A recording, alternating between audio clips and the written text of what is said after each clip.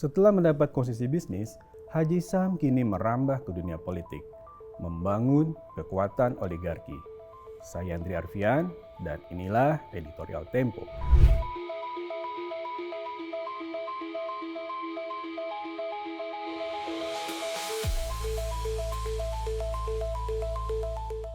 Dari Andi Samsudin Arsyad alias Haji Isam, kita belajar bagaimana menjadi seorang oligark. Setelah malang melintang dalam dunia bisnis, lalu mempengaruhi pelbagai kebijakan pemerintah dari balik layar, kini ia mencoba peruntungan masuk partai politik. Pada September 2025, jika tak ada aral, ia akan masuk Partai Persatuan Pembangunan dengan menyokong sepupunya, Andi Amran Sulaiman, pengusaha Makassar yang kini menjadi Menteri Pertanian dalam pemilihan ketua umum.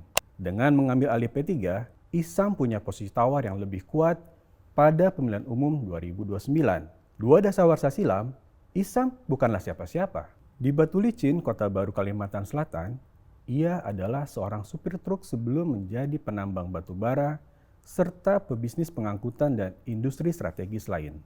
Awal Mei 2025, bersama menteri dan sejumlah pengusaha, ia mendampingi Prabowo Subianto saat bertemu dengan pendiri Microsoft Bill Gates di Istana Kepresidenan. Di tempat yang sama, pada akhir Desember 2024, Prabowo mengundang Isam, pemilik John Deere Group itu, untuk bertemu dengan investor dari Jepang. Sebagai cikal bakal oligark, Isam tahu membaca arah angin politik. Dalam 2 pemilu, ia adalah penyokong Joko Widodo saat melawan Prabowo Subianto. Lalu pada 2024, ia mendukung Prabowo seiring dengan dukungan Jokowi. Saat Prabowo dinyatakan menang pemilu, Isam bergerak cepat dengan berpartisipasi dalam proyek food estate di Merauke, Papua. Padahal pekerjaan itu belum jelas diampu oleh kementerian apa, mengingat pemerintahan baru belum terbentuk. Ketika itu, ia mendatangkan 2.000 eskavator Cina untuk membuka lahan. Kata kuncinya adalah kedermawanan. Isam tahu kapan harus mengulurkan tangan kepada mereka yang membutuhkan, mulai dari kepala daerah, menteri dan pejabat pusat, hingga presiden. Ia tahu tak semua transaksi harus dibulkan dalam perjanjian yang ketat, kesepakatan yang hanya dilakukan pedagang kelas cere. Dalam menapakkan diri sebagai oligark, setiap bantuan akan dengan sendirinya mengandung konsekuensi positif yang dapat dipetik kelak. Oligark sejati juga tak banyak bicara, setidaknya di depan pejabat yang sedang didekatinya. Konon inilah yang membuat Presiden Prabowo Subianto jatuh hati. Ketika lawan bicara membahas hal ihwal, ia tak so tahu mendebat atau berargumen. Ia justru diam, tapi di ujung percakapan akan menawarkan solusi yang mungkin mengandung konflik kepentingan dan melahirkan problem tata kelola. Profilnya sebagai pengusaha muda pribumi juga menguntungkan di tengah preferensi pemerintah yang ingin memajukan pebisnis kelompok ini. Bermodal kedermawanan dan kerendah hatian, Isam merambah ke panggung politik. Dalam Kabinet Merah Putih yang ditetapkan Prabowo pada Oktober 2024, ia dipercaya menempatkan 4 orangnya di posisi strategis.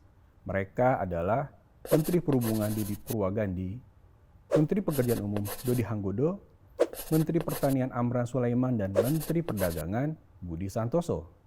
Sumber lain mempercayai Isam mendapat posisi lebih banyak, termasuk wakil menteri. Jika tanpa partai saja Isam dapat mempengaruhi pemerintahan, mengapa ia repot-repot mendukung sepupunya jadi ketua umum P3? Sampai di sini, tampaknya hanya ada satu jawaban. Di Indonesia, tanpa partai, kekuasaan mudah goyah, terutama ketika sumber daya dan sumber dana kekuasaan mulai menipis. Belas kasih politikus ada batasnya. Tengoklah Jokowi yang tak memiliki partai. Nasibnya kini bergantung pada Prabowo yang ia dukung dalam pemilu lalu. Mantan Presiden Susilo Bambang Yudhoyono dan Megawati Soekarno Putri dapat bertahan karena memimpin Partai Demokrat dan Partai Demokrasi Indonesia Perjuangan. Masuknya Isam ke P3, meski lewat Amran Sulaiman, bisa memperkuat posisi tawar. Bagi P3, Isam jelas menjadi berkah. Gagal lolos ke Dewan Perwakilan Rakyat, partai ini butuh pemodal. Kerap didera konflik internal yang berujung pada rapuhnya konsolidasi partai, P3 tidak punya bohir.